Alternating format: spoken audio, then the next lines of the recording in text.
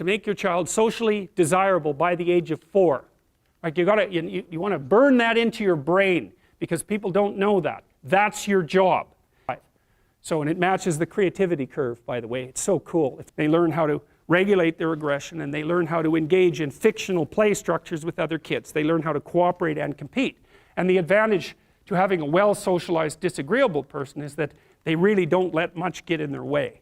So if you can get a kid who's disagreeable socialized, that person can be quite the creature, you know, because they're very forward-moving in their nature and very difficult to stop. But if you don't get them successfully domesticated, tamed, roughly speaking, by the time they're 4, their peers reject them. And that's a big problem because your job as a parent is to make your child socially desirable by the age of 4. Like you want to burn that into your brain because people don't know that. That's your job. And here's why. It's easy if you think about it carefully. So you imagine you've got a 3-year-old child, so sort of halfway through that initial period of socialization, and you take that child out in public. Okay, what do you want for the child? Who cares about you? What do you want from for the child? You want the child to be able to interact with other children and adults so that the children are welcoming and smile and want to play with him or her, and so the adults are happy to see the child and treat him or her properly. And if your child's a horrible little monster because you're afraid of disciplining them or you don't know how to do that properly, then what they're going to do is they're going to experience nothing but rejection from other children and false smiles from other parents and adults. And so then you're throwing the child out there into a world where every single face that they see is either hostile or lying. And that's not something that's going to be particularly conducive to the mental health or the well-being of your child.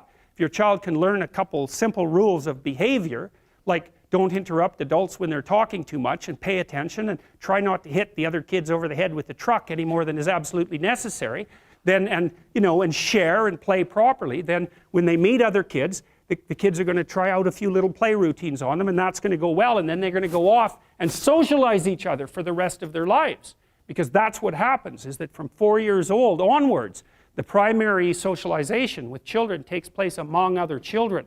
And so if the kids don't get in on that early, they don't move into that developmental spiral upwards and they're left behind. And you can imagine how terrible that is, because a 4-year-old will not play with another 4-year-old who's 2.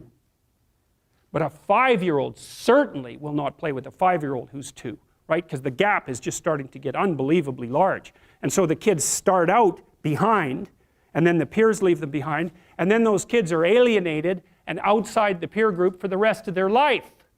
Well, those are the ones that grow up to be long-term antisocial, right? They're already aggressive. It doesn't dip down. Now, what happens to normal boys, roughly speaking? Imagine the aggressive 2-year-old types. They get socialized, so their level of aggression goes down.